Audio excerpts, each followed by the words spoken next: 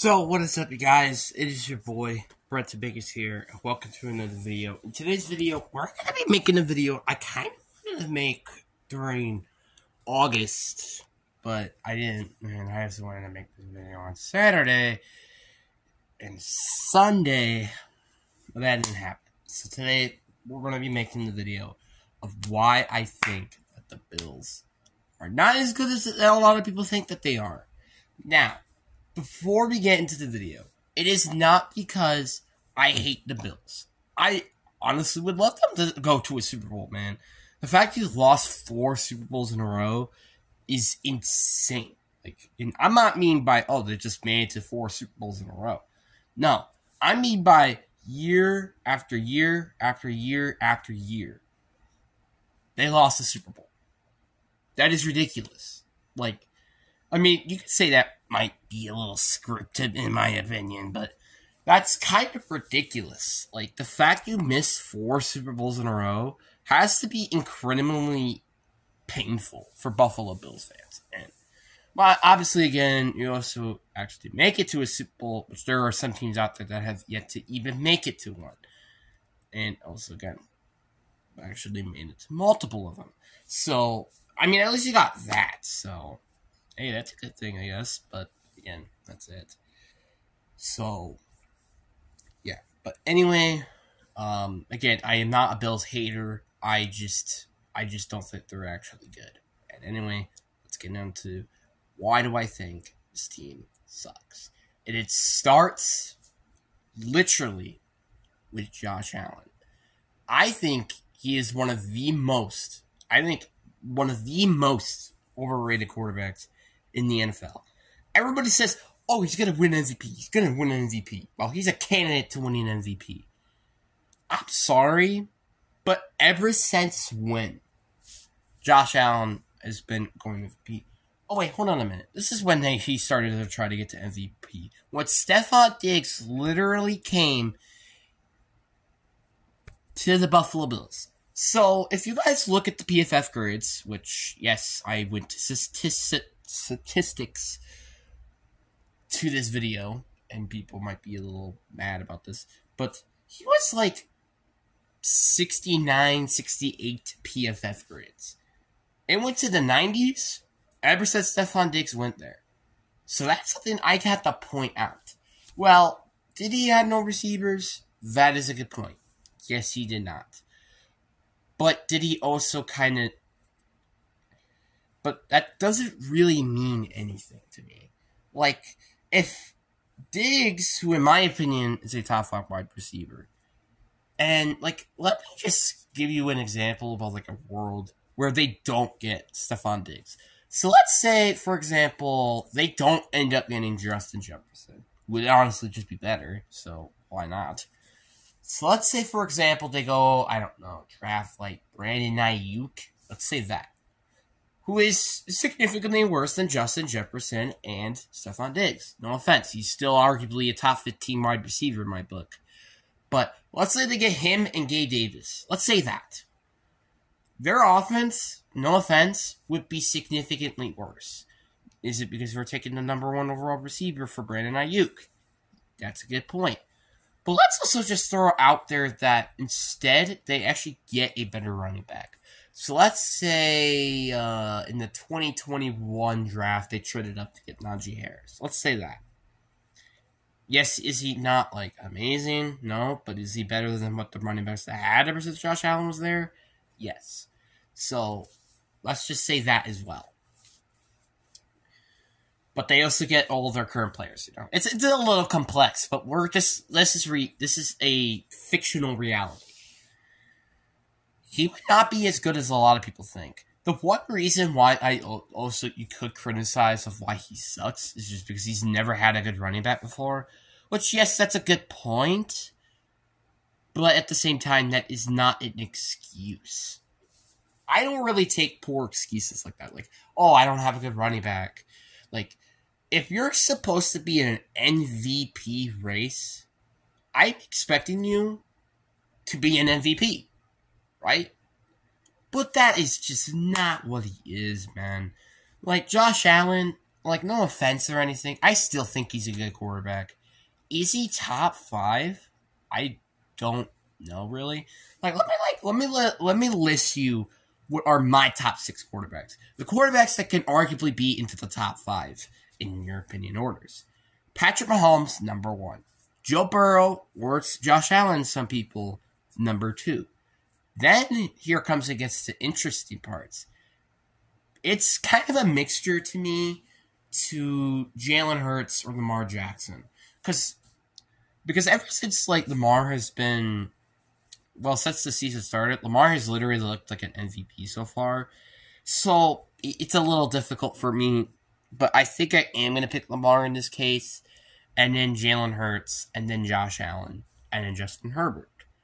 So, I think at C, a lot of people would rank him at like 3 or 4 at this point. They would not be ranking him at 5 or 6 like I would. The reason why is because I just don't think he's a dual threat quarterback. Now you're like, oh wait, isn't Joe Burrow not a dual threat quarterback? Well, does he actually make accurate throws? Yes, he does. Does he make it to the Super Bowl? Yes, he does. Do they make it to consistent AFC championships? Yes, he does. Do they consistently make it to the playoffs? Yes, he does.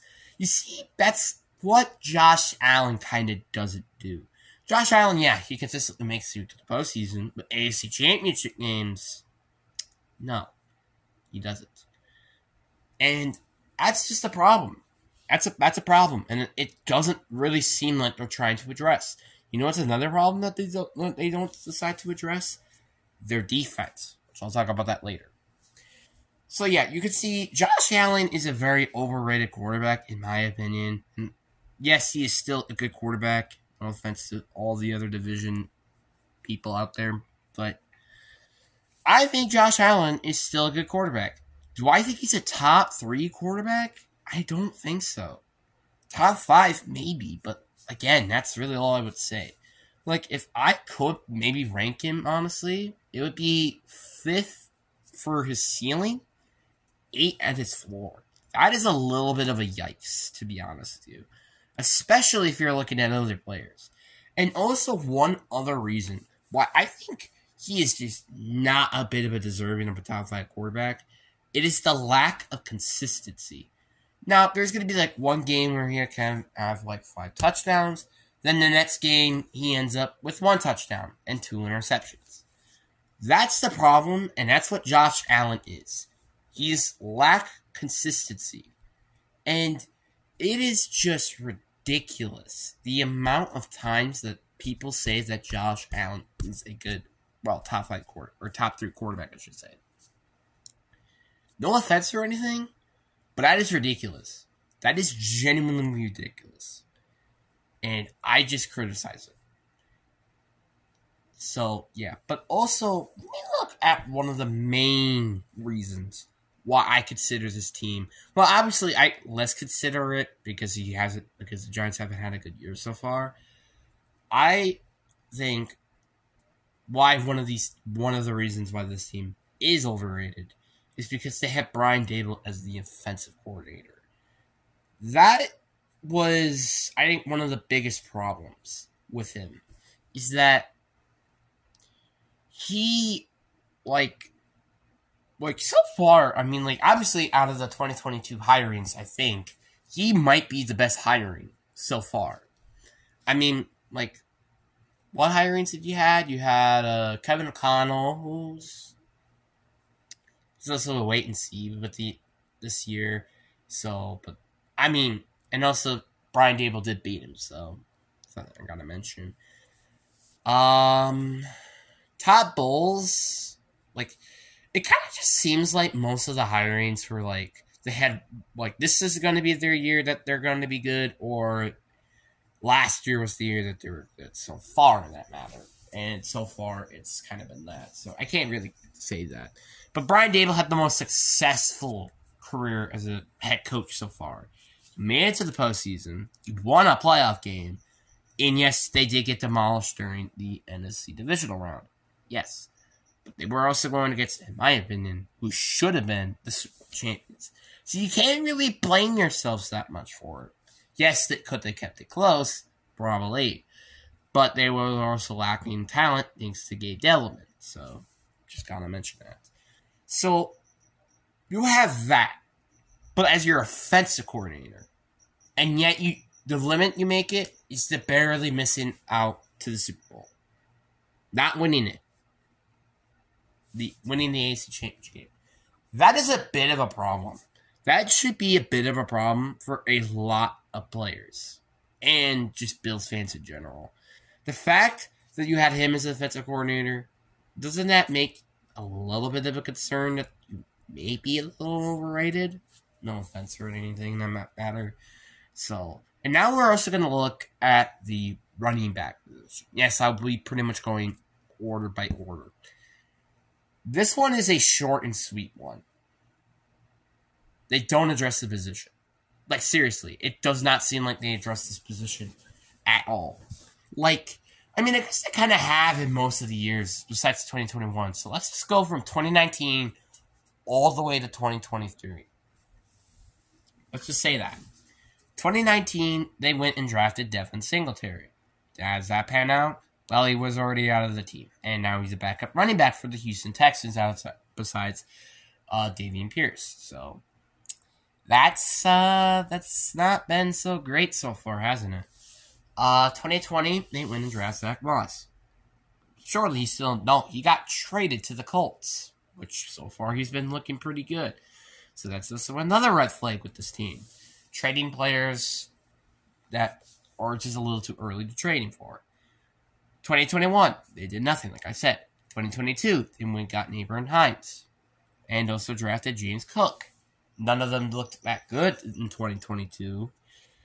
And in 2023, they addressed nothing, but James Cook has actually looked good so far. So, yeah. But until now, they have never really had a good running back in Josh Allen era. That is a bit of a problem, and that's also something that I needs to be addressed. Obviously, you never know. James Cook can honestly end up to being a very good running back, but at the same time, you never know. So, yeah.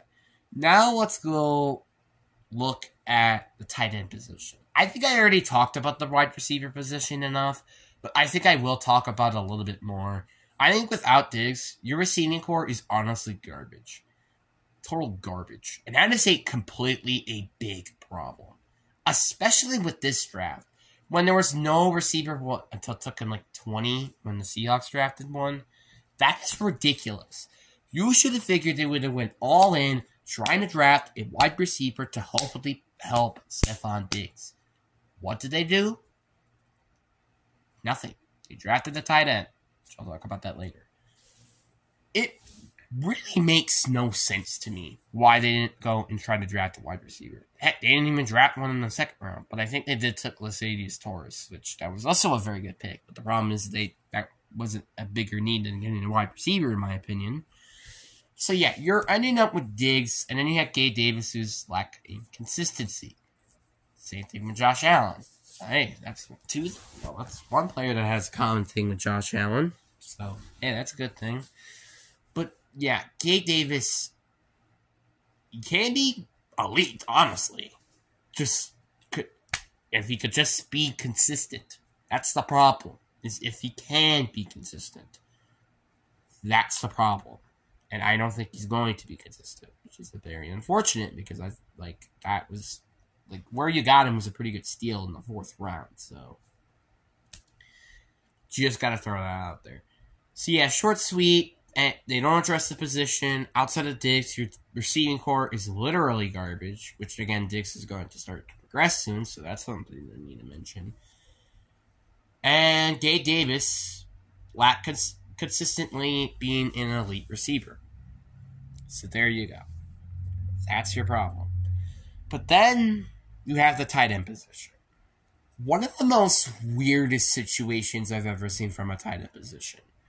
Obviously, you could arguably case where there's just points where nobody uses tight ends.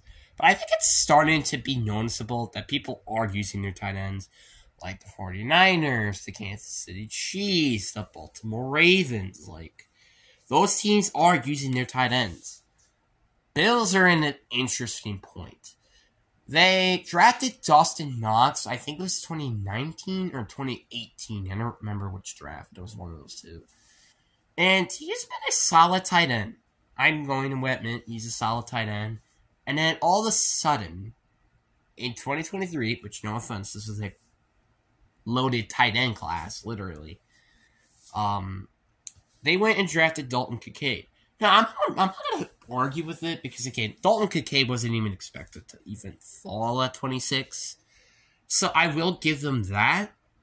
But that really shouldn't have been what they should have used. Again, like I said, it's just like poor execution with these first round picks.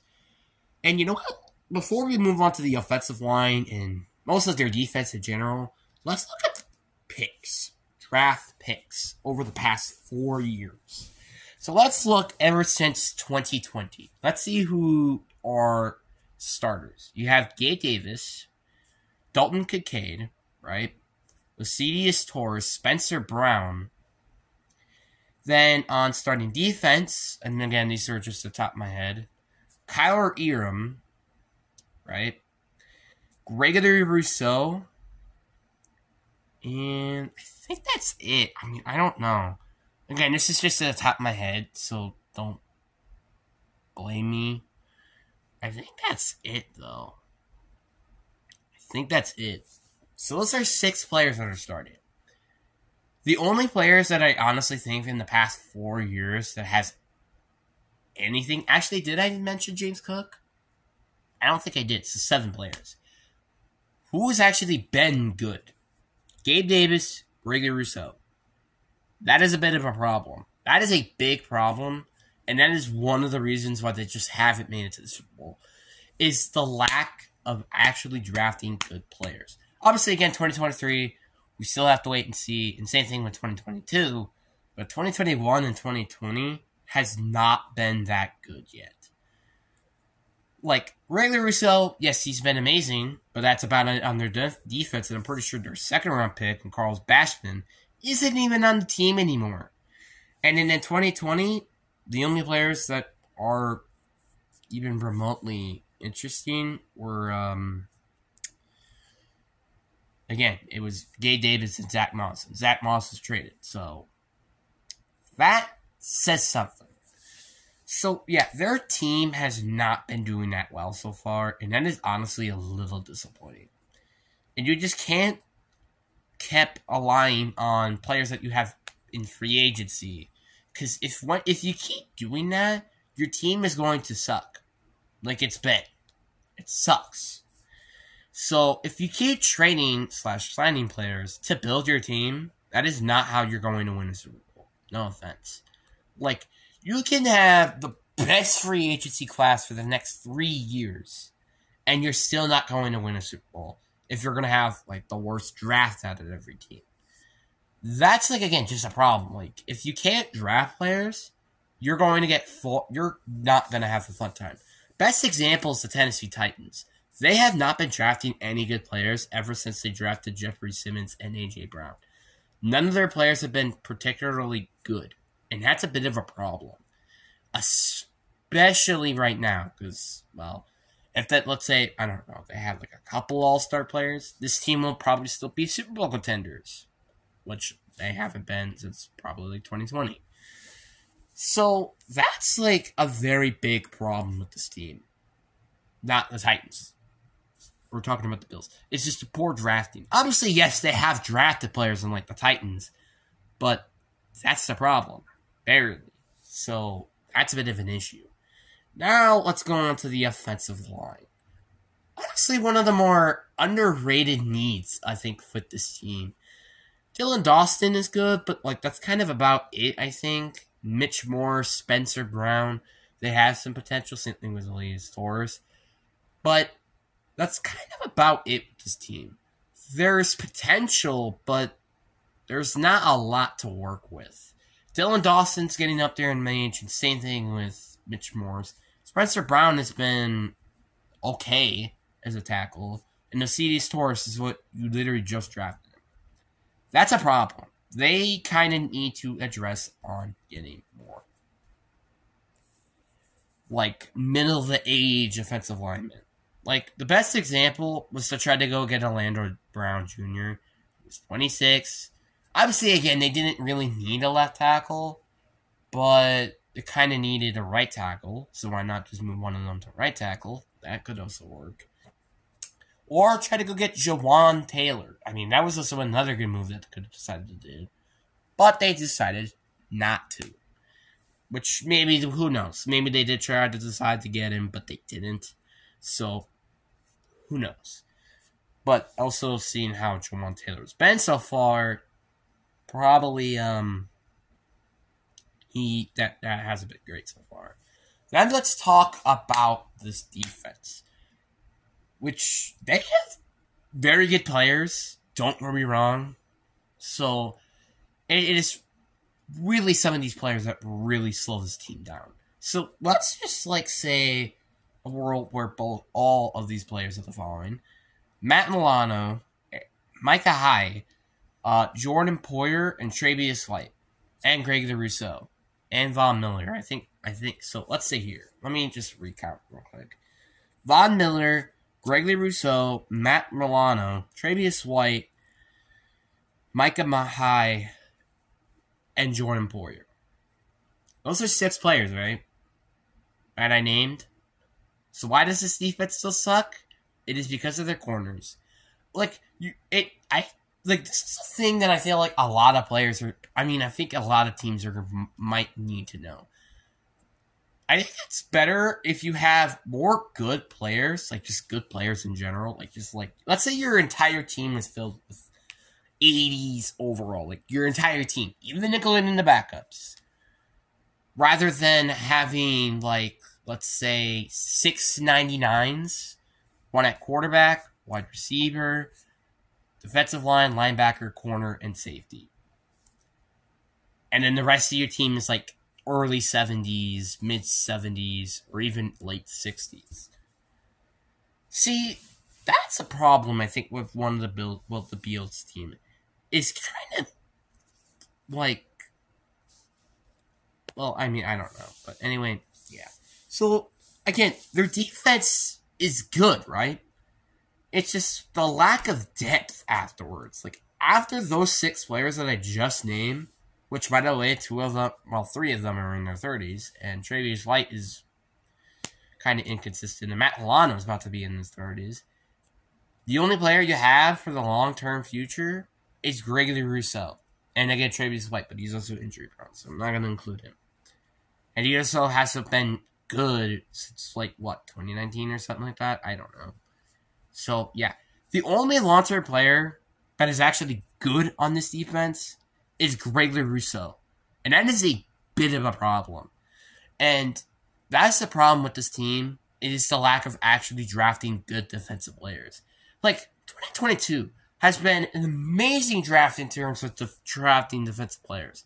What did they decide to do during the draft? Not a lot on specifically defense. They drafted Kyler Elam, who's not been good so far, I think. James Cook, which yes is a knee, but it wasn't defense. Then I think they drafted a tight end or offensive lineman or something, when they could have drafted defense. And also they could have drafted Cody Bryant, and they also could have drafted Tariq Rowland, Martin Harrison Jr. Well, actually, maybe not him, because I think it was a little more earlier. But you get the point. They could have traded up to get him. Let me think. They kind of drafted some other players. I just can't think of them on the top of my head. On specifically defense during the later rounds. But you kind of get what I mean here. It is the fact that they didn't decide to draft what was honestly a loaded defensive draft was a little upsetting. And especially with the 26th pick and getting Kyler Elam. I'm not saying the position was bad. It was just the player. So, yeah. I'm not saying, again, the position was bad. It's just the player. When they could have gotten, Jameer Johnson, they could have gotten... Was there any other players? I don't think there was. So, yeah, but there were, again, some players there available that they could have taken. But they decided not to. So it was very upsetting for, I think, Bills fans because obviously they had no chance of getting players like Sauce Gardner or Derek Stanley Jr. by any means. But they could have gotten players like Tariq Woolen, Cody Bryant, Jermaine Johnson III. I'm just trying to think any other players. I just can't think of a lot in the top of my head. But that's okay in my opinion. But yeah, lack of drafting players is, again, very big concern, especially on defense. So that's an issue. And I think it's a pretty big issue. So, yeah. And now, let's recap of what I have said. Or just summarize what I said. They do not draft well. They haven't really been addressing defense when it's kind of a need.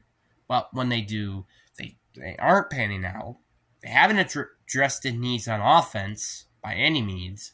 With wide receiver, O-line, specifically those two, when they are kind of an issue. And also then wasting draft picks with positions that they don't need, for example, like tight end. So you kind of get that this team has made so many mistakes, and how is this team still contending for a Super Bowl? It really surprises me how people still say, oh, this is a Super Bowl team. Oh, this is a Super Bowl team. When it really is not, the more you think about it. The more you think about it, the more you think, dang, this team should not be a Super Bowl team. I'm not saying this team is not a playoff contending team. This team is easily still a playoff team. Again, like I said, there are good things about this team with Josh Allen, maybe James Cook, Stephon Diggs. Also, same thing with Gabe Davis with James Cook. Their tight end room. Dylan Dotson. And then also all the defensive players I said. There are a lot of good things with this team. It's just the lack of depth on their team really what kills them. And also, let me just look at the Bengals, the Chiefs, the Niners, the Eagles. All teams that I would honestly bet that they're certainly going to make it to the Super Bowl, in my opinion, that is. Let's just look at the Niners roster. Think of needs in your top of the head. Huh. What do they have? Nothing. Pretty much nothing. Nothing entirely big. Let's think of the Chiefs. Same thing with them. Nothing. Outside of maybe wide receiver. But again, when they had Travis Kelce healthy, they wouldn't really need a wide receiver being amazing or anything. But again, yeah, receiver is a need, but it's not as big. And also you have Patrick Mahomes at quarterback, so I don't think it really matters. Bengals. Same thing. They don't really have a need. Outside of maybe a very young secondary, I don't think there's really a big need out of the water. Then you got the Eagles. Same thing. Nothing. Especially with that defensive line. For the next decade, that's not going to be a need. When they draft players like Levon Smith and Jalen Carter and Jordan Davis. Yeah, that defensive line is going to be amazing for a decade. So, yeah. And then you also have, what was the final team I said? I think that was the final team, right? Yeah. So you kind of get what I mean. It's depth around the roster, not just elite players all over the place, that truly makes a team a Super Bowl. Obviously, also you could say the coach, the GM, the president of the team. You can also say those things are big needs of their team as well. But I like Brandon Beam. Brandon Beam has made an amazing moves, especially back in 2018. But the problem is he doesn't make those moves anymore, which is a little upsetting because his team is in a win now mode, obviously. Sean McDermott, I still think is a fantastic head coach, but not as fantastic as a lot of people think, better than Pete Carroll. So, yeah, at the end of the day, you could see that this team takes a little too much credit, and that is why I think this team is now a Super Bowl contender. Anyway, that is going to be it for today's video. Is there any other team you guys recommend is overrated? You can put that down in the comment section, and who knows? maybe I might be making one of those of a video. But anyway, and also make sure you go at the community tab. But anyway, let's enjoy. Peace.